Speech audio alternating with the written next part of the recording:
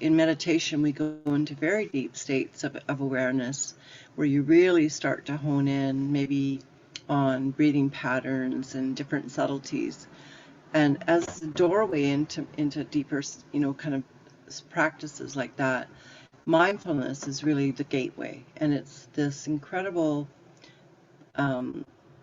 tool to, throughout our day, to really consider what makes us different, perhaps, than our beautiful companions and sentient creatures like our animals and dogs and cats and whatnot. And one of the things that came to my mind that, after this talk was, well, what makes us different predominantly is our power to choose and our ability for free agency. And that really is a big thing, because it's brought humans to this incredible place in time where we've progressed greatly. We have a lot of work to do, mind you, but we have, obviously harnessed the power of the mind and creativity and focused attention to do great things. And that's, really what makes us different, but it's also what leads us to identify with ourselves. So when we identify ourselves, this also leads us, as young developing humans, to develop an ego. And the development of the ego leads us to this feeling of I and you. And the I and you can and typically does often lead us into this scenario where we feel like it's that we're separate from all other people and living beings, which is why we can, do silly things to each other. And it's also what leads us to kind of detach from our nature, from our human nature, which is, our senses and our body and the parts of us that aren't necessarily part of the mind, but that are still very much like the animals, like the nature that we are. So that, is a tricky, slippery slope, because the more we identify with I, ego, self, the more we believe the stories that our ego tells us about us and about life.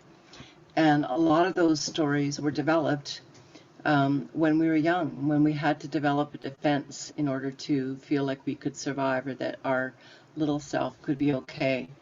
So the defense mechanisms often lead to resistance and protection from feeling like you are part of the whole, or that you are part of nature, or even just you don't even are aware of it.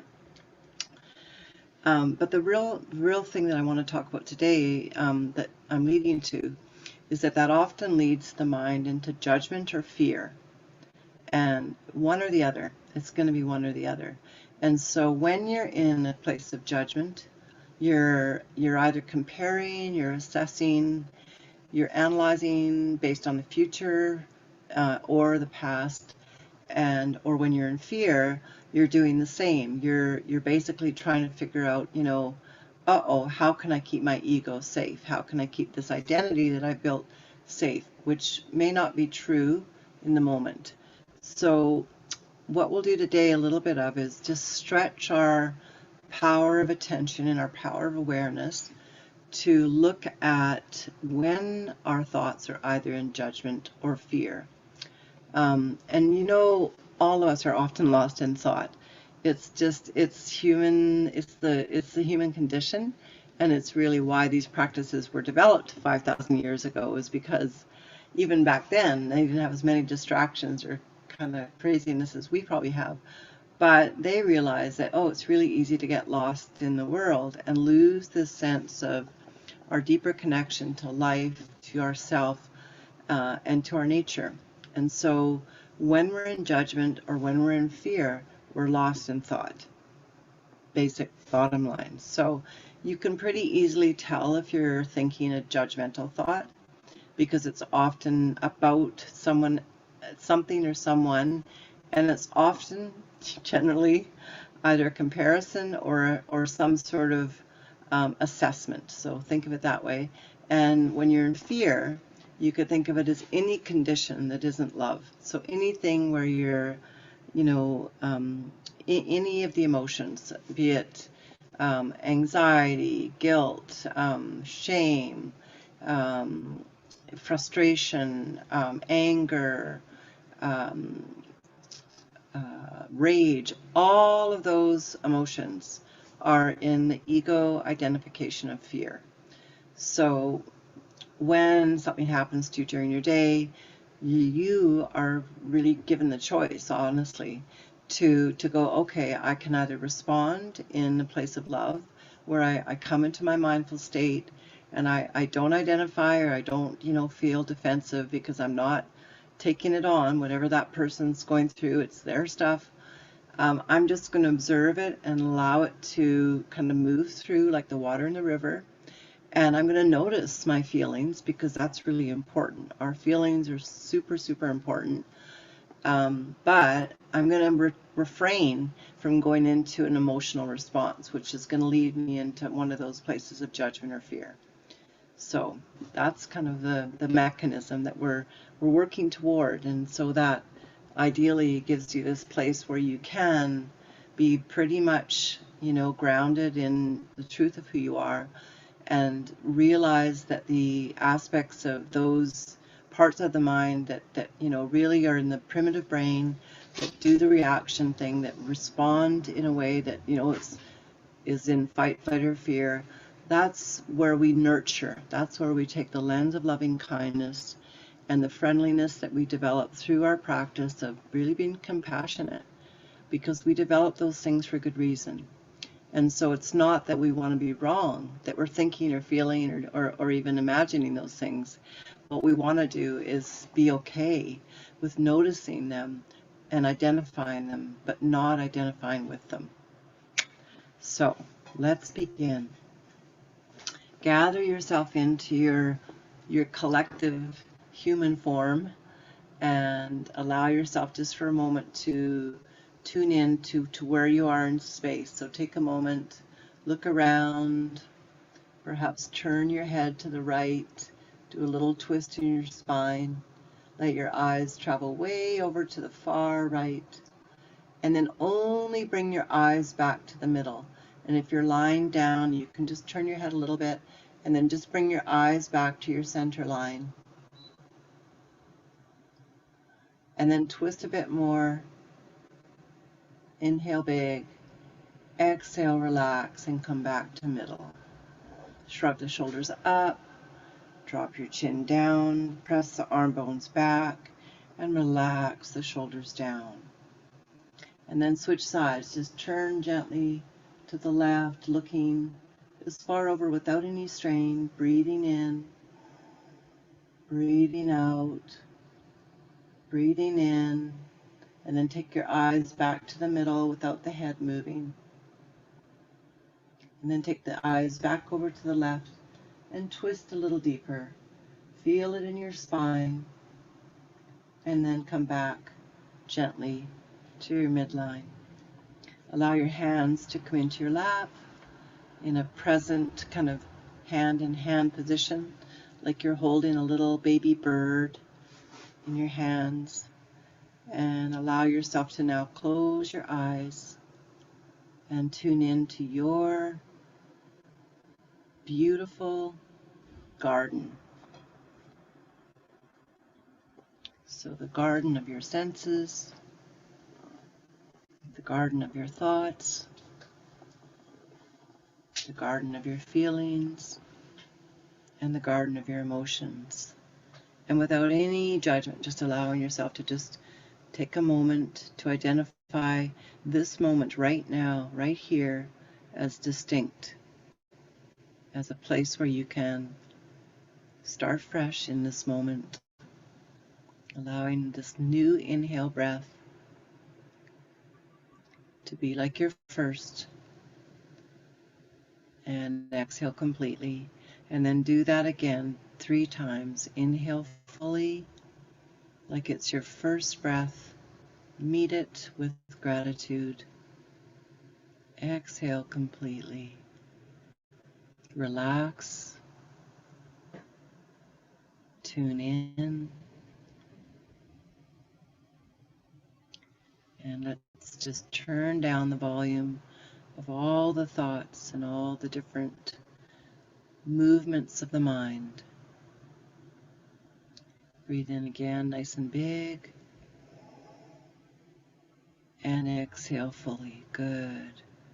And then allow your breathing to come to your normal rhythm. And let's take a moment just to be with that rhythm. Imagine that for the very first time, you're noticing the rhythm of your own unique breathing pattern. Without any judgment, just allow yourself to take a moment to be the breath fully. Noticing the movement of the breath, perhaps noticing the temperature of your breath, noticing the sound of your breath, even in this subtle breathing practice where we're not really taking, expanded inhales or exhales, just very gently hearing the sound of your breath.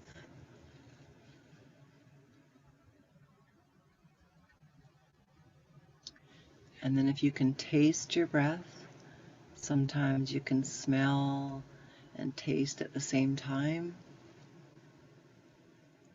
or you may just taste the taste in your mouth, noticing that sense.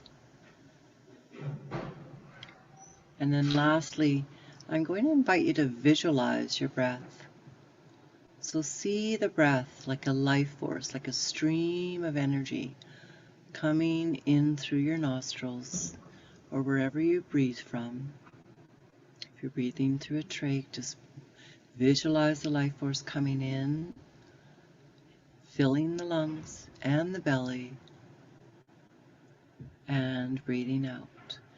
And then keep that visual going for a moment, watching your breath as a stream. Perhaps it's light colored, or like the wind, you can see little particles.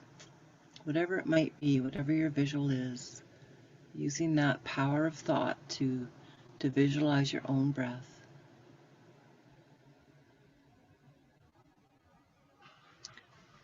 That's great. And then in the last moment or two of visualizing and using your visual sense, I'm going to invite you to visualize your breath coming in through the center of your brow and moving to the midbrain. So very simple. The breath moves in through the center of the brow, between the eyebrows, back to the midbrain on the inhale, and then from the midbrain back out through the center of the brow on the exhale. A really simple visual cue just to invite your awareness to move with you as you travel with your breath.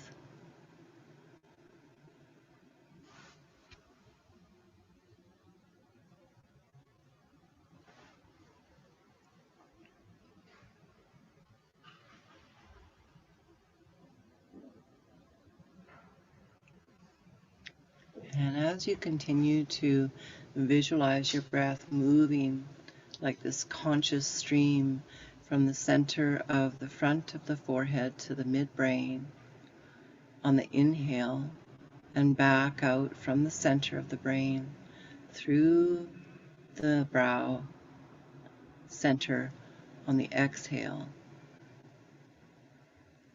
allow yourself to feel relaxed at the center of the brow, to relax the forehead, continuing to be aware of the breath and the pattern of breathing. And as you relax your forehead, let that spread right up into the skull, and just releasing the skull and the brain just a little bit away from each other, so the brain retracts back a little bit, and the skull strong and steady, holding this beautiful brain that makes us so unique.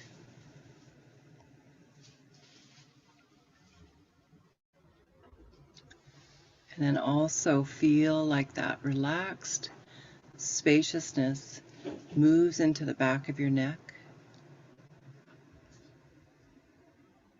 as you breathe from the center of the brow into the midbrain on the inhale, and from the midbrain out through the center of the brow on the exhale.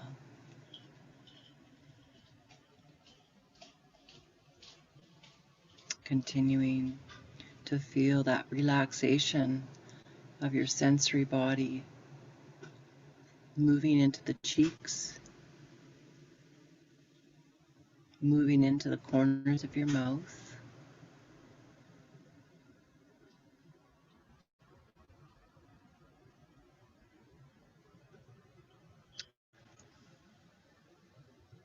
and relaxing the awareness of the breath on the center of the brow to the midbrain, and coming back to the corners of your mouth. And then we're going to be giving ourselves this invitation. And the invitation is to feel initially a smile. So feel the smile that you might have when you see someone you love, or you notice a beautiful little baby grinning. So feel the smile and let it move into your facial tissue. And this may mean just a very slight grin at the corners of your mouth. And this also may mean just a very gentle relaxation and twinkle at the corners of your closed eyes.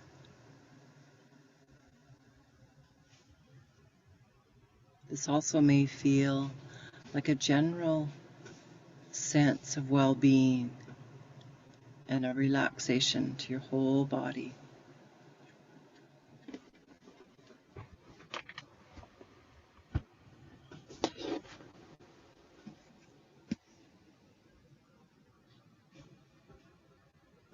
And continue to feel that smile, cultivating the awareness of it. And then just like you were a gardener, especially at this time of year where there's lots of weeds and even old dead flowers and things, just take yourself as a gardener would, still smiling to be in the garden, and just allow yourself to pull out any weeds, any judgment thoughts, any fear thoughts, and just release them. It's even good to identify them as one or the other. Just, oh, that's a judgment thought. Pull it out, toss it over your shoulder. And at the same time as you're gardening, you've got this beautiful feeling of this smile permeating your whole being now.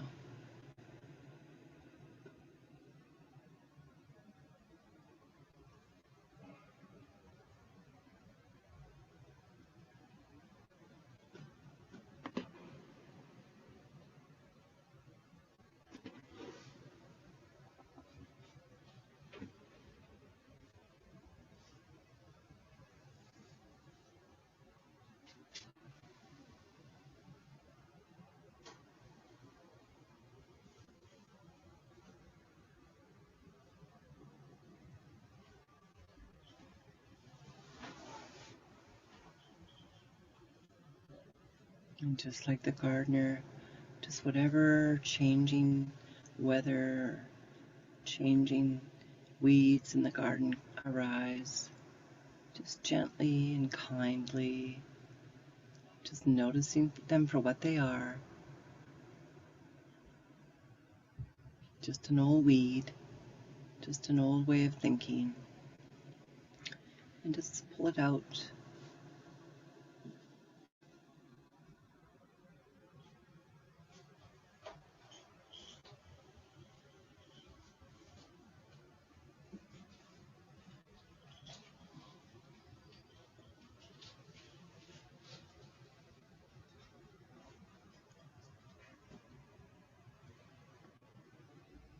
staying with it as you develop this muscle, because this is really the real pivot of mindfulness is this capacity to not get lost in thought, to not go off on a trajectory or on a wavelength of negative thinking or whatever it might be, but really to just cultivate this continual come back to the present moment, to your body, to your breath, to that gentle smile.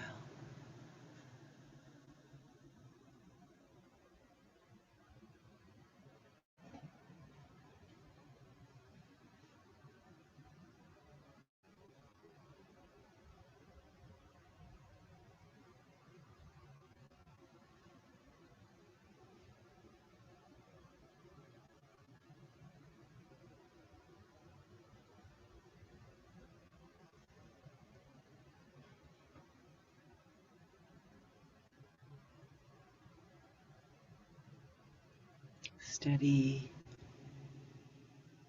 training of the brain, just like we're Olympians, where you really have to work at it a little bit, but that's okay. The payoff is the gold medal of free choice.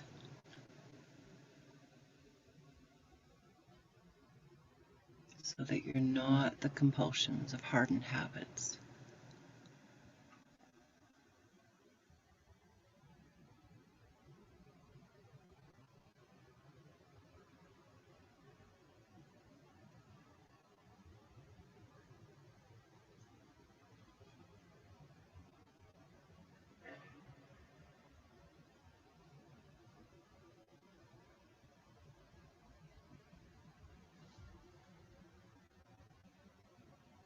And as the garden and the bed become less weedy, you may allow yourself to rest in these gaps of awareness where there's nothing to do. There's really no need to solve any problem. And you could just go to the smile, to just really cultivating that sense of contentment, of joy,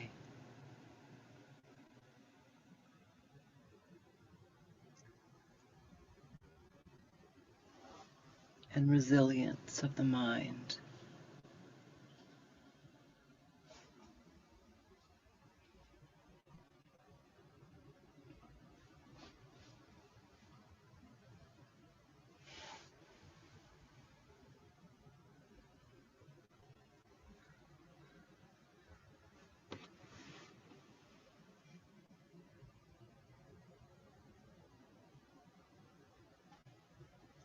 And go back now to being very conscious and intentional about your breathing. So again, allowing yourself to bring your awareness into your breath. And however this works for you, if you're breathing in, visualizing the breath moving from where you breathe in into the midbrain and then down into the belly as it fills the heart and the lungs.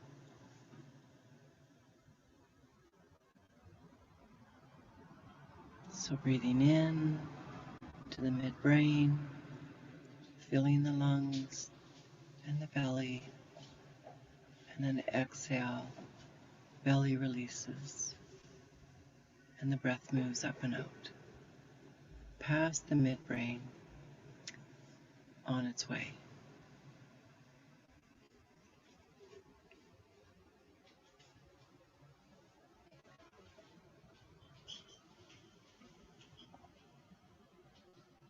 Good, and then we'll circle back to relax the breathing awareness with the visual and bring our sensory body into the smile again, feeling the inner cheeks just really relaxed and soft, Feeling that smile inside your mouth, inside your face,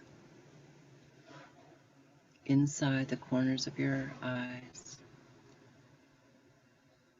inside your brain as you relax your brain.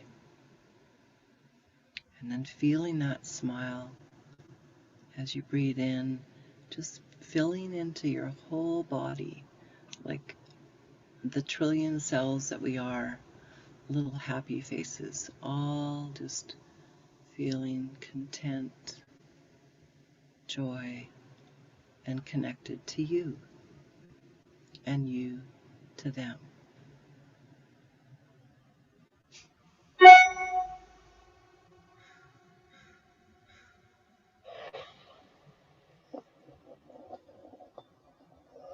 And then remembering where you are in the room and the shape of your body.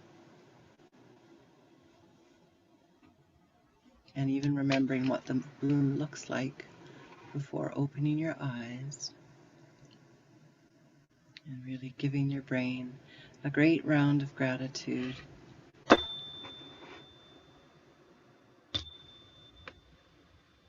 As we gently come back into the outside world and leave our inner landscape and our inner garden to visit again, hopefully later on today briefly as you do a mindful check-in. Good. Well, welcome back as you gently make your way back.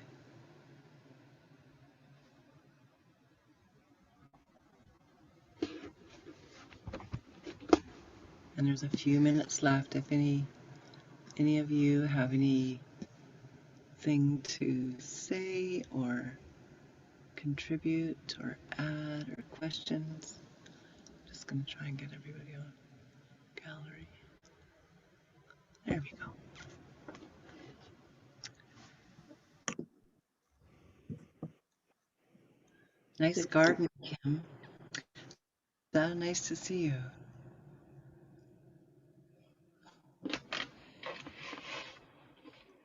That was great, Mary-Jo. Good. Thank you. Thank you, Jerry. So we'll be going back to that again.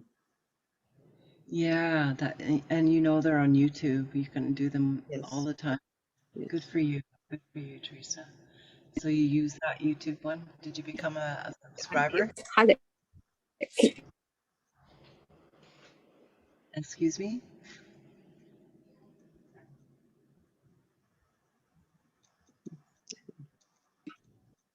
I'm not sure who that was, but if there is anything, you could always email us through the mindfulness group as well.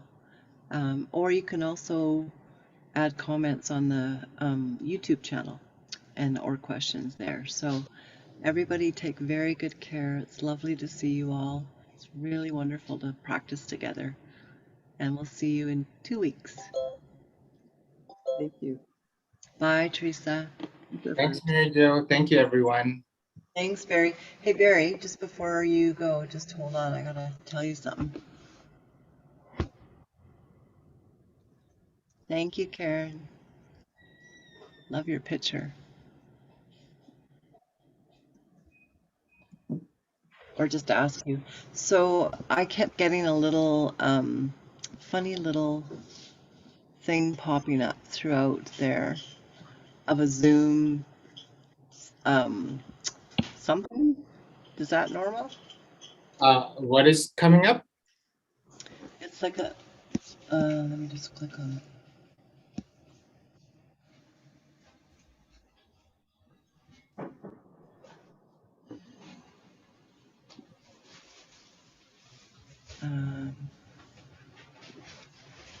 Hmm.